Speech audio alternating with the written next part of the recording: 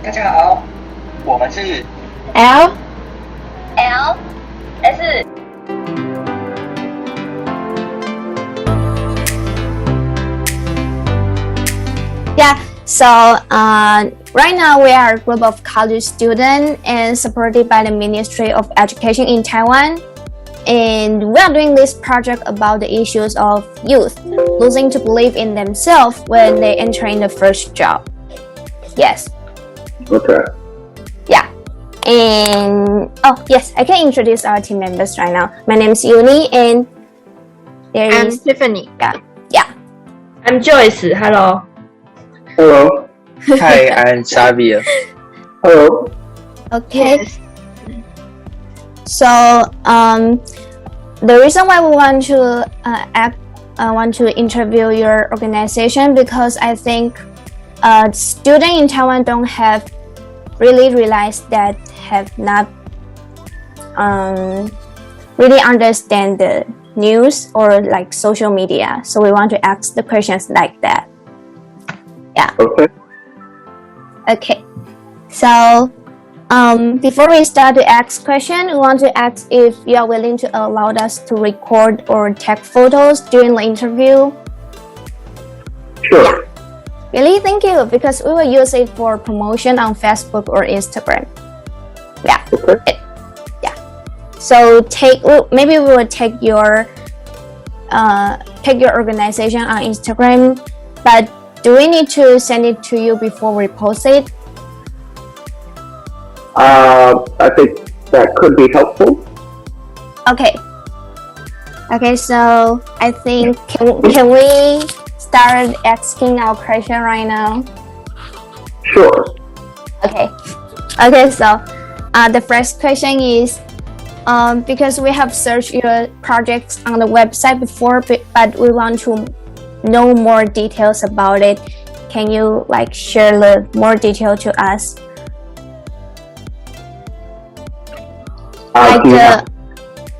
The main goal you want to achieve. So the main goal of the News Literacy Project is to see news and media literacy embedded throughout the American educational system.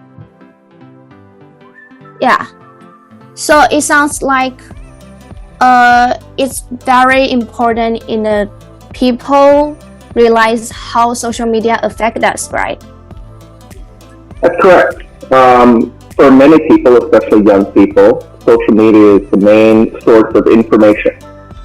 Yeah. So it's really important that young people understand how social media works, how social media transmits information, and also how unscrupulous actors can use social media to transmit misinformation and disinformation. Yeah, because sometimes we get the wrong information, but we don't know. Yeah. Yes. So you have according to what you say, do you have like a workshop or any like promotion to let people know you really got the wrong information? So the News Literacy Project primarily works with educators and adults to provide media literacy education to young people. So in that respect, we offer numerous workshops for adults and educators working with young people. We also do workshops for the general public to help them gain news literacy skills. And we also offer a online interactive learning portal called Checkology, which students and anyone can use to improve their media literacy skills. Yeah, sounds great. And because the student in Taiwan or children, many of us suffer from social and information dilemma. And do you have any ideas about this, like how to solve this question or make this situation better? Or maybe is this really happening also in the US, like teenagers suffering from so many information and so many social medias? Well, I think the biggest challenge to using social media and not have it feel overwhelming is to really understand how it functions. So really understanding how to interpret information, it can be very confusing if you're using social media and you don't understand how to tell the difference between what's real and what's not real. And then everything feels real or nothing feels real, and that's a very overwhelming sensation. So having media literacy skills essentially is almost like being in a forest and having a map. If you're in a forest at night and it's dark and you don't have a map and you don't have a flashlight, it feels very, very frightening. If you have a map and you have a flashlight and you know how to exit the forest, or you know where you are in the forest, then you feel much more secure. And media literacy really provides that kind of map for people who are trying to seek information and to be exposed to all different kinds of information. Yeah, it sounds like making them really realizing what they are suffering is important.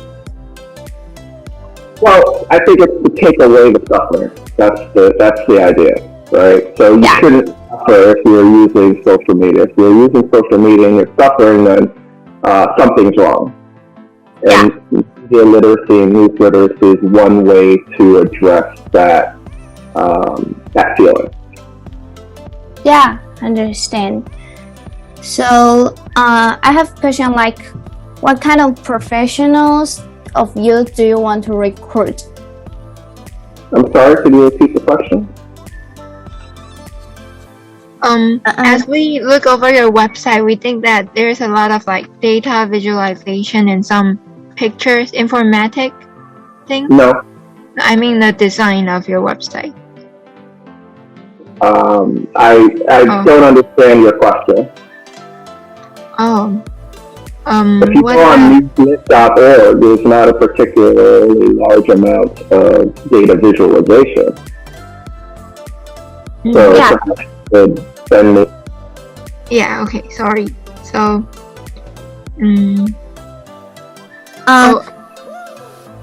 yeah.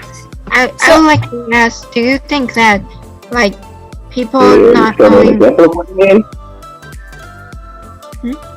Oh, like, do you use any intern or like volunteer to work in your website? Or because we think maybe you will recruit some student or interns to work for your website, and we want to ask what traits they need to so that they can be your interns or the college. Yeah. We definitely have used interns in the past, and we've used interns, I think, on our social media platforms and to help our website. I think an understanding of what news literacy is, I think, is pretty important to work in an organization. I think also attention to detail and dedication are also very important. Yeah. Okay. Thank you. So for the student who want to like make their career to be their future job in social media, do you have any suggestion for them? Like this is a hard or any suggestion? I think it's really important to understand media literacy if you're going to go into social media. I think it's really important to understand how information travels and how people interpret information and the impact that information can have on people. And I think it is a very challenging field. I think a lot of people who use social media believe they understand how it works, but they actually don't really have a full understanding of how social media functions within our larger society. So I think really understanding and studying the medium and understanding how people interact with it is a crucial point. Yeah, it sounds like people now still don't consider this as really a big problem. Yeah. Okay. So, right now is we're still suffering from a pandemic, and we want to ask how to overcome the post-pandemic era in the recent days, like using the technical or like coding workshop to let people know. I don't understand your question. Because did the pandemic affect how you worked, how the organization worked? Yes. So the News Literacy Project is primarily a remote-based organization, so in that sense, we were able to continue to work quite normally. But many of our events and our workshops that we held for teachers were in person, so we had to shift to doing online seminars and online workshops. So that did impact how we work. Can I ask, in your workshop, what does the teachers and the educators mainly face a problem? What did the young youth face while in these issues? Kind of like this. So I think the biggest challenge that the young people that these educators teach face is really how to understand information on social media. I think a lot of young people believe that most of the things that they see on social media are true or accurate, and that's not the case. So helping the teachers understand that their students have a hard time telling the difference between fact and fiction is one step, and then providing them the tools to teach their students how to recognize these differences and how to understand information and how to verify information is another important topic that we explore. So the teacher in the workshop will be training before the workshop begin and trained by your organizations, or actually they have enough knowledge before. They don't have to be trained by you. We don't require any pre-training before someone attends one of our workshops. Our workshops are designed primarily for people, educators or parents who don't have any background in media literacy. Yeah. So it sounds like the people who want to attend the workshop need to be professional in this kind of area. It depends on the workshop. And as I just said, they do not. So we have people, sometimes we do workshops for the general public, so they have no background in education. Many of our workshops are designed for teachers, but not teachers who teach news literacy. So maybe they teach a language, or maybe they teach history. And our hope and our goal is to help them understand how they can integrate news literacy into what they teach without having a prior background in news literacy. Oh, and I want to ask, what makes you decide this teacher is feasible for this project? We don't put those sort of selection criteria. We make it open to anyone who's interested in the topic. Oh, yeah. And so there's no limit. We don't. Generally speaking, for our workshops, we don't put those sorts of limits. Sometimes we will do a workshop specifically for a subset of educators. So let's say we might do a workshop for history teachers, but generally speaking, our workshops are open to anyone within perhaps a certain geographic area who is interested, any educator or librarian who might be interested in learning more about this. So we don't do a selection process. We say whoever shows up, you can come. If there's a limit on the number of seats, it's sort of first come, first serve. And that's how we try to make it as open as possible.